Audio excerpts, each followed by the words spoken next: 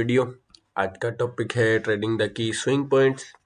Trading the key swing points में हमारा सबसे जो पहली चीज़ होती है कि हम कौन से मॉड्यूल्स यूज़ करेंगे इस वीडियो में। सबसे पहला जो है हमारा वो है the Asian open. The Asian open इसमें बेसिकली है तो ये की स्विंग पॉइंट्स को किस तरह ट्रेड किया जाता है, लेकिन इसमें मैं आपको थोड़ा बहुत इंट्राडे प्रोफाइल्स के बारे में भी बताऊंगा। तो इंट्राडे प्रोफाइल्स को अब हम किल जोन्स के साथ किस तरह अलाइन करके यूज़ करते हैं उस पर बात करते हैं। पॉइंट ऑफ फोकस जो है वो है the Asian open. Asian open हमारा सबसे पहला जो है वो जोन होता है। उसके बाद लंदन ओपन, ये याद होगा। अगर ये वाली वीडियो नहीं देखी तो मैं आपको लिंक डिस्क्रिप्शन में दे दूंगा इस वीडियो का, जोन्स का। उसके बाद हमारा थर्ड जो है वो न्यूयॉर्क ओपन।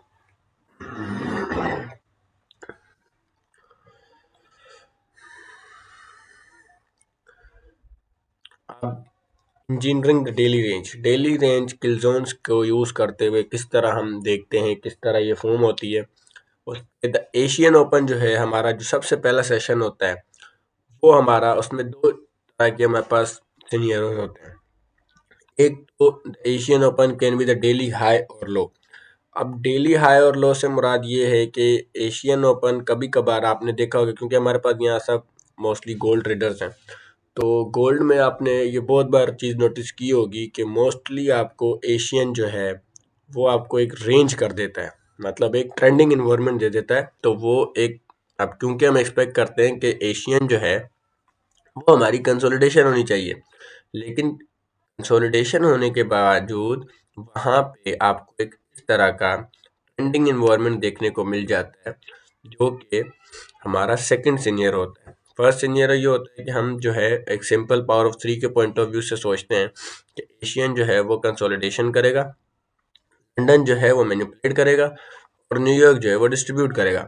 सेकंड सीनियर में ये होता है कि एशियन जो होता है वो आपका ट्रेंड कर जाता है, मतलब कि अब यहाँ पे अगर हम इस एग्जांपल को देखें तो यहाँ पे हमारे पास एशियन ओपन होते ही एक सडन स्पाइक आती है जो कि law of the day form कर देती है।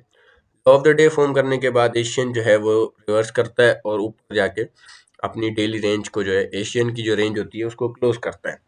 इसको क्लोज करने के बाद जो है हमारे पास, अब एक चीज मेरी इस बात इधर गौर कीजिएगा कि हमेशा ट्रेंडिंग सेशन के बाद नेक्स्ट सेशन जो है वो आपको 85% आपको ये देखने को मिलेगा कि वो आपका कंसोलिडेट करेगा या वो मर के मरी हुई मूव में रिट्रेस करेगा। एक ट्रेंडिंग सेशन के बाद अचानक से दूसरा सेशन बहुत रेयर होता है, वो कोई फिर बड़ी इलेक्शन न्यूज़ इवेंट या कोई इस तरह का सिचुएशन हो तो इस तरह हो जाता है, लेकिन मोस्टली आपको एक ट्रेंडिंग सेशन के बाद कंसोलिडेशन ही देखने को मिलेगी, वहाँ आपको ट्रेंडिंग इन्वायरमेंट नहीं देखने को मिलेगी। यहाँ भी सेम सिनेरियो बनता है। प्राइस पहले नीचे जाती है, लो ऑफ द डे फॉर्म करती है, उसके बाद एक बुलिश फ्लैग बना देती है। अब जब एशियन में ये सिचुएशन हो जाती है तो एशियन के बाद हमारा नेक्स्ट सेशन होता है लंदन ओपन। लंदन ओपन में अब आप 90% ये एक्सपेक्ट कर लें कि भाई आपको ट्रेंडिंग इन्वायरमेंट नहीं देखने को मिलेगी। लंदन जो है वो आपको रो रो के कंसोलिडेट करता हुआ नीचे की तरफ आएगा, बाय मूव देगा, सॉरी बाय की पोजीशन बनाएगा। न्यूयॉर्क ओपन होते ही प्राइस जो है वो बुलिशनेस की तरफ कंटिन्यू करेगी, लेकिन इधर शर्त ये होती है कि प्राइस में ऑर्डर्स, क्योंकि प्राइस चलती है सिर्फ ऑर्डर्स पे। अब जब एक सेशन में प्राइस ने ऑर्डर्स इतने डिस्ट्रीब्यूट कर दिए हैं तो नेक्स्ट सेशन उसको ऑर्डर्स एक्यूमुलेट करने में चाहिए, उसको थोड़ा टाइम चाहिए ही चाहिए होता है। तो हम एक्सपेक्ट ये करते हैं कि जो ये कंसोलिडेशन होती है ये 15 मिनट टाइम फ्रेम पे या तो आपके पास 10 कैंडल्स हों या फिर 20 कैंडल्स हों, इतनी कंसोलिडेशन आप एक्सपेक्ट कर सकते हैं। उसके बाद जो है वो आपको एक मूव देखने को मिल सकता है। तो अब एक सिचुएशन ये हो गई कि एशियन जो है वो आपका ट्रेंड कर रहा है, लंदन जो है वो आपका कंसोलिडेट कर रहा है। अब लॉ ऑफ द डे जो है वो आपका एशियन में फॉर्म हो गया, लंदन जो है वो आपका कंसोलिडेट करता हुआ नीचे आता है और फिर न्यूयॉर्क भी आपका इधर मूव एक स्पाइक देके बस ऑर्डर्स ले आता है वापस और फिर जो है कंसोलिडेट करता है। नेक्स्ट डे एशियन में जो है वो आपको एक ट्रेंडिंग इन्वायरमेंट देखने को मिलता है, क्योंकि अब आपका प्रीवियस डे बुलिश था, ठीक है, क्योंकि आप प्राइस कंसोलिडेशन से निकले हैं और एशियन में ही आपको मूव मिल जाती है, बाय की पोजीशन मिल जाती है। तो अब आप पूरा दिन एक्सपेक्ट करें कि आपको पावर ऑफ 3 देखने को मिलनी नहीं है। पावर ऑफ 3 केस आपको बहुत रेयर है, किसी हायर टाइम फ्रेम एरे पे ही आपको पावर ऑफ 3 देखने को मिल सकती है, वरना प्राइस जो है वो हमेशा लंदन की कंटिन्यूएशन ही करती है। ठीक है, एक सिचुएशन तो हमारी ये हो गई कि अगर तो एशियन हमारी 70 टू 50 पिप से अबव है, तो हम ये एक्सपेक्ट करेंगे कि लंदन जो है वो हमारा कंसोलिडेट करेगा, न्यूयॉर्क एशियन को कंटिन्यू कर देगा। अब उसके बाद दूसरा सिनेरियो ये होता है कि और it can consolidate head of London. अब एक सिनेरियो तो मैंने डिस्कस कर लिया, उसके बाद हमारा सेकंड सिनेरियो बनता है, जो हमारा एक simple power of 3 point of view होता है कि भाई एशियन में हमारे को एक्युमुलेशन मिल जाए, ऑर्डर्स बिल्ड हो जाए, लंदन हमारा मूव करेगा और न्यूयॉर्क जो है वो डिस्ट्रीब्यूट करेगा। तो ये सेकंड सिनेरियो बनता है एशियन में कि या तो ये एक्युमुलेट करें या ये ट्रेंड करें। इनको हम इस ट्रेडिंग व्यू पे चल के प्रॉपरली भी देखते हैं।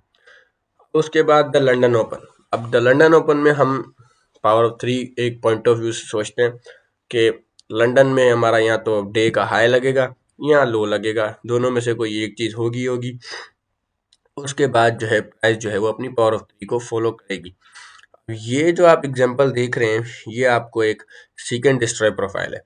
सीकेंड डिस्ट्रॉय प्रोफाइल किस तरह है, आपका जो प्रीवियस डे लो है वो अभी तक पेंडिंग है, एशियन में प्राइस एक ट्रेंड करती है, अगेन सेम सिनेरियो, प्राइस जो है 50 टू 70 वेव से अबव है, तो आप लंदन में इतनी कोई खास मूव तो एक्सपेक्ट नहीं कर सकते।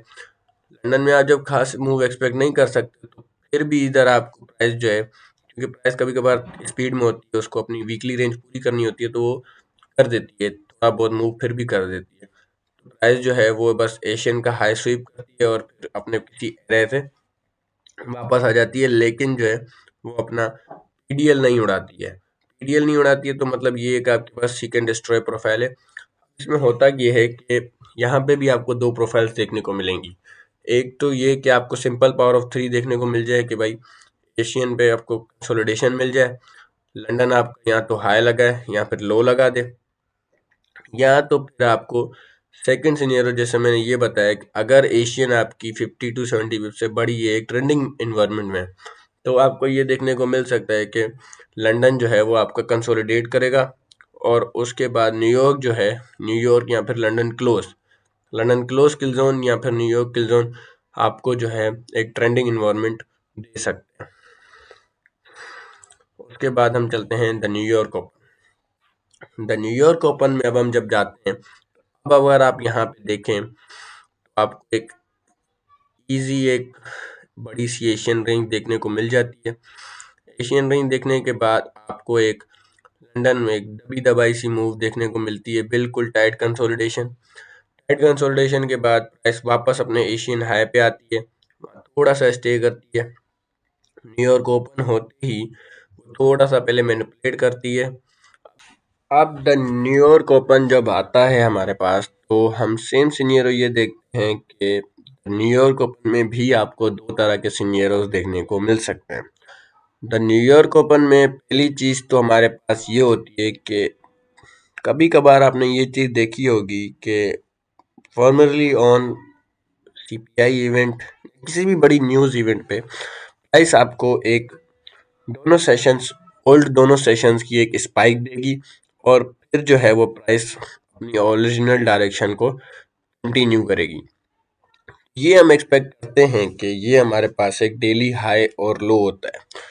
दूसरा सिनेरियो आपके पास ये होता है कि प्राइस यहाँ पे, जब मैंने आपको पहले से बताया कि एशियन में अगर प्राइस ट्रेंडिंग इन्वायरमेंट कर रही है, ठीक है, तो लंदन आपका कंसोलिडेशन में, आपको 90% ये देखने को मिल सकता है कि प्राइस जो है वो आपका नेक्स्ट भी बुलिशनेस ही कंटिन्यू करेगी, वो आपको रिवर्सल पॉइंट फॉर्म नहीं करेगी। रिवर्सल आपको तभी फॉर्म करने को देखने को मिल सकता है जब आपको पास एक लंदन जो है पावर ऑफ 3 सिचुएशन फॉर्म करके रिवर्सल डन कर दे, तो फिर जो है न्यूयॉर्क भी लंदन को फॉलो करेगा। अदरवाइज अगर लंदन कंसोलिडेशन है तो फिर जो है प्राइस एशियन को ही फॉलो करेगी। ये आपके पास गोल्ड पे भी वर्क कर सकती है, करेंसीज पे भी कर सकती है। इसमें पेयर्स की कोई लिमिट नहीं है, हर पेयर पे ये आपको चीज़ देखने को मिलेगी।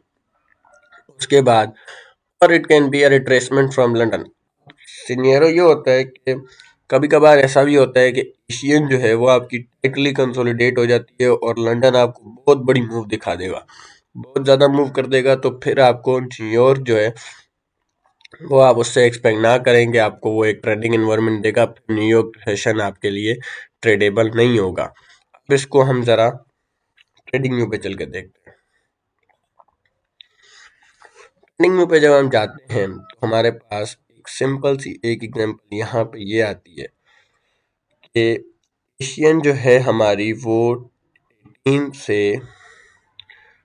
27 है।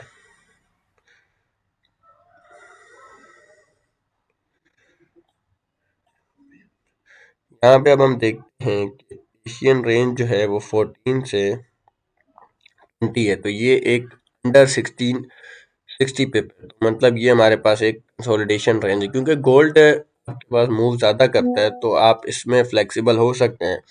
80 पिप तक भी आपको इजाज़त है कि आप जा सकते हैं एशियन में। उसके बाद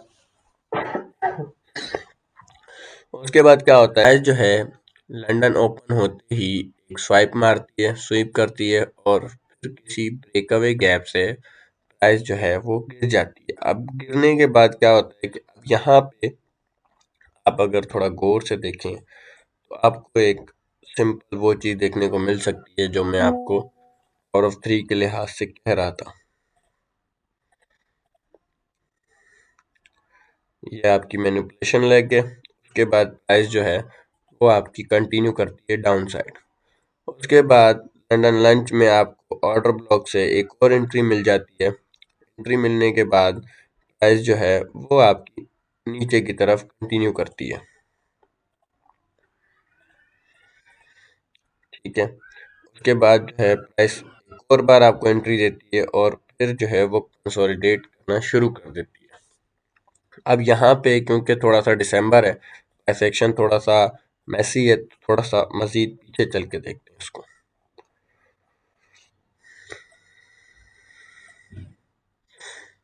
चलें जी, अब यहाँ पे आप देखें तो आपको एशियन, ये वही एग्जांपल है जो मैंने आपके पास मार्क की हुई थी। मार्क करने में आपके पास एशियन आपको एक रेंज देता है, लंदन आपको एक स्वीप देता है और न्यूयॉर्क जो है वो आपको एक ट्रेंडिंग एनवायरनमेंट दे देता है। फॉर एग्जांपल इसमें देखते हैं तो यहाँ पे, तो आप यहाँ पे एक सिंपल सी चीज़ नोट करें तो एशियन जो है आपकी वो ऑलमोस्ट आपकी जो है 26 से 2700, मतलब 260 पिप्स की आपकी एशियन रेंज है। अब इस एशियन रेंज पे आप जब आपको पता है कि एशियन रेंज जब इतनी बड़ी है तो आपको लंदन में तो कोई मूव देखने को मिलने वाली नहीं है। लंदन में जब आपको मूव देखने मिलने वाली नहीं है तो लंदन में आपके साथ क्या होता है कि 2710 की प्राइस है और 2720 तक जाती है। ओवरऑल 260 पिप्स के आगे 100 पिप्स की मूव कोई मायने नहीं रखती।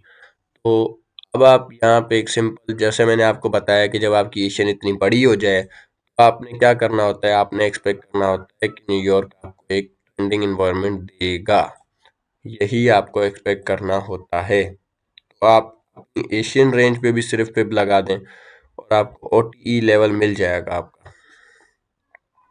देयर यू गो, 79% आपका प्राइस आपको प्रॉपर एक रिट्रेसमेंट करके देती है, ओटीई तक आती है आपके। ओटीई के आने के बाद आप सिंपली टी हिट करती है जाके, दैट्स ऑल। अब इसके बाद एक चीज आपने यहाँ पे और करनी है जो होती है सेशन एसएमटी। सेशन एसएमटी यहाँ पे आपको बहुत ज़्यादा, ये एक प्लस पॉइंट है, ये मेरी अपनी वो है एनालिसिस है, थोड़ी मेरी अपनी जो है पॉइंट ऑफ व्यू से मैं बात कर रहा हूँ कि सेशन एसएमटी जो है यहाँ पे आपको बहुत ज़्यादा फायदेमंद रहेगी, बहुत ज़्यादा आपको हेल्प देगी। सेशन एसएमटी में बेसिकली होता क्या है कि ये जो इस तरह के सिनेरियोज होते हैं ना एशियन आपका कंसोलिडेट कर रहा है। अब यहाँ पे एशियन आपकी है 84 से 92, तो 80 पिप्स की आपकी रेंज है, तो कंसोलिडेशन है क्योंकि मूव ज़्यादा कर रहा है ना आजकल। रेंज पे भी डिपेंड करता है, वीकली रेंजेस जब बड़ी हो जाती हैं तो आपको थोड़ा सा फ्लेक्सिबिलिटी देनी पड़ती है। होता ये है कि जब एशियन रेंज आपकी कंसोलिडेट कर रही है, लंदन आपका वो एशियन हाई नहीं लेता, लेकिन सिल्वर जो है वो आपका एशियन हाई उड़ा देगा। यहाँ पे आपको वेट नहीं करना होता कि आप इसका हाई स्वीप का वेट करें और फिर आपको एंट्री मिले, ये पॉसिबल ही नहीं होता। सिनेरियो ये पावर ऑफ 3 सिनेरियो ही है, ठीक है ये पावर ऑफ 3 ही, ठीक है। ये आपका एशियन हाई हो गया, ओ सॉरी एशियन एक्युमुलेशन हो गई, लंदन मैनिपुलेट कर देगा, उसके बाद मूव डाउन हो जाएगी, और उसके बाद जो है आपका न्यूयॉर्क भी आपको लंदन की कंटिन्यूएशन ही मिलेगी। क्यों? क्योंकि हायर टाइम फ्रेम आपका बेरिश है। अब आ जाते हैं इस बात पे कि ये प्रोफाइल्स जो हैं ये फॉलो कब होंगी। ये प्रोफाइल्स मोस्टली आपको तब देखने को मिल सकती हैं जब आप किसी हायर टाइम फ्रेम पे, क्योंकि जब रिवर्सल पॉइंट होता है ना, जो पावर ऑफ 3 एरिया होता है, पावर ऑफ 3 एरिया में आपको ये देखने को मिलेगा कि प्राइस किसी बड़े टाइम फ्रेम के एरे पर आ जाए और फिर आपको एक पावर ऑफ 3 करके रिवर्सल करके दे दे इंटरेस्ट, तो आपको ये चीज़ बहुत ज़्यादा वर्क होती हुई दिखेगी जब आप हाई टाइम। अब आप यहाँ पे नोट करें कि जैसे मैंने आपको कहा था कि New York high of the day होगा। अब New York high of the day में क्या होता है कि एशियन जो है आपकी, क्योंकि ये करेंसीज हैं तो यहाँ वो 80 टू 50 पे वाली फ्लेक्सिबिलिटी नहीं है, यहाँ आपको 20 टू 25 के अंदर ही रहना होगा। तो 750 से हम अंदाज़ा लगाते हैं 832, तो 80 पिप्स की, ओ सॉरी 8 पिप्स की आपकी एशियन रेंज होती है। एशियन रेंज होने के बाद आपको एक लंदन ओपन में लो देखने को मिलता है, उसके बाद आपकी पावर ऑफ 3 कंप्लीट होती है। अब क्योंकि यहाँ पे आपका प्रीवियस डे उड़ गया, तो आपको बहुत चांसेस होते हैं कि प्राइस आपको एक फॉल दिखा दे नीचे की तरफ, क्यों? क्योंकि उसका हायर टाइम फ्रेम अभी बेरिश है। जब आप हायर टाइम फ्रेम पे बुलिश हो जाएंगे तो फिर आप एक्सपेक्ट कर सकते हैं कि आपको मूव्स में चेंजेस देखने को मिल जाएं, लेकिन तब आप ऐसे डायरेक्टली आप एक और एग्जांपल देखते हैं न्यूयॉर्क की।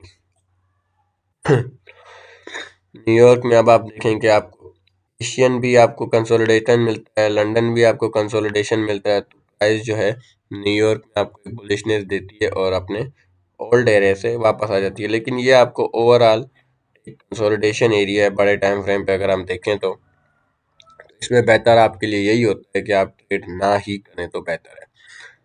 अब ये होती है एक ट्रेंडिंग इन्वायरमेंट।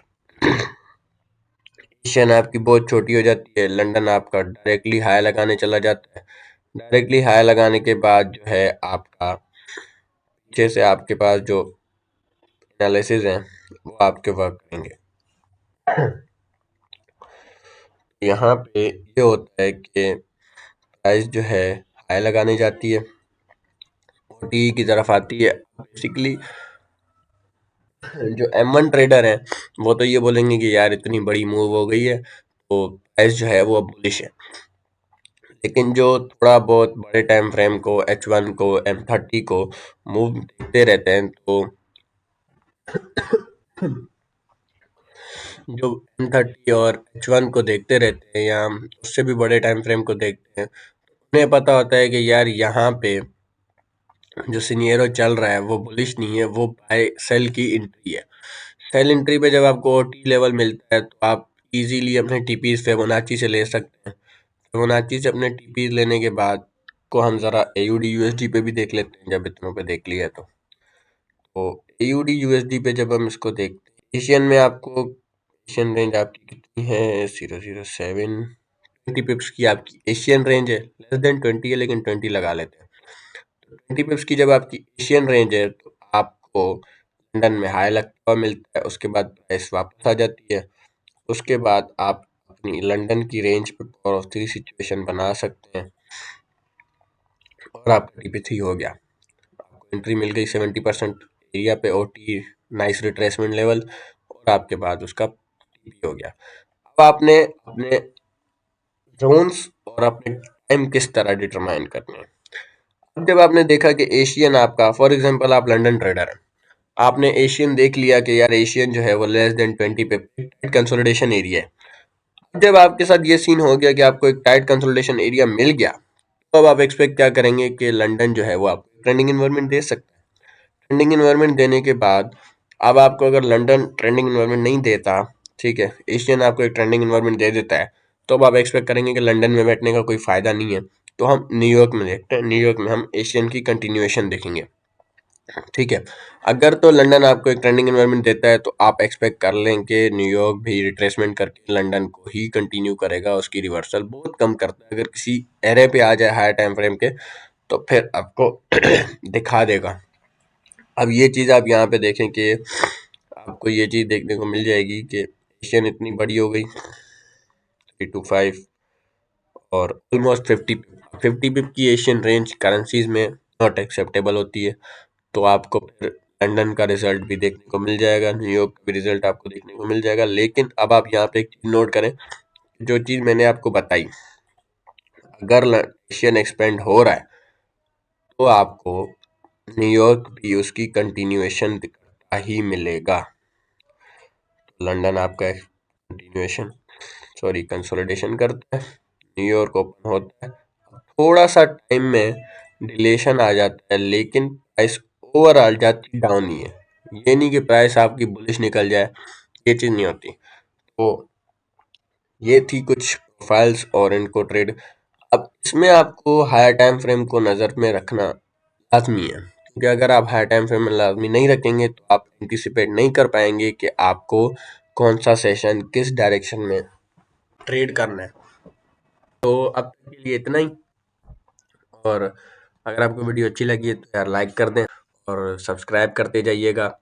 और अगर आपको मेरे ग्रुप में आना है, एनालिसिस ग्रुप में आना है या डिस्कशन ग्रुप में आना है, तो मैं लिंक आपको नीचे की तरफ दे दूंगा डिस्क्रिप्शन में, वहाँ से लिंक ग्रुप ज्वाइन कर लीजिएगा। और मज़ीद वीडियोस के लिए आप चैनल को सब्सक्राइब कर दीजिएगा, आपकी बड़ी मेहरबानी होगी। तो इतना ही, मिलते हैं फिर अगले सेशन एटीएम की वीडियो में। अगला टॉपिक है आईसीटी एटीएम मेथड। चलें जी।